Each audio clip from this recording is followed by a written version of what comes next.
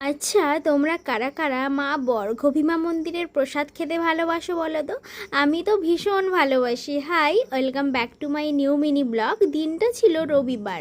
সেদিন ছিল একটা বাচ্চার অন্নপ্রাশন সূত্রে আমাদের মা বর্গভীমা মন্দিরে নেমন্তন্ন। তো আমি আর মা পৌঁছে গিয়ে প্রথমে সবার সাথে কিছুক্ষণ গল্প করে তারপরে সোজা চলে গেলাম খাওয়ার দিকে। কারণ যে জিনিসটার জন্য আমি এখানে এসেছি সেটা তো আগেই করতে হবে, তাই আমি আর মা বসে গেছি খেতে।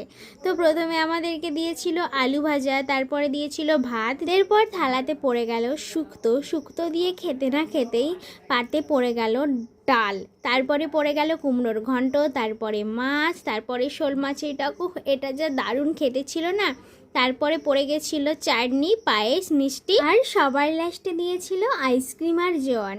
রাতে আমি আবার ডিনার করেছিলাম আম দুধ দিয়ে ভাত। এটা আমি ফার্স্টবার খেলাম। দেখতে যেমন ইয়াম্মি লাগছে, খেতেও ঠিক ততটাই ভালো ছিল। এখন আসি, দেখা হচ্ছে নেক্সট কোনো ভিডিওতে। বাই।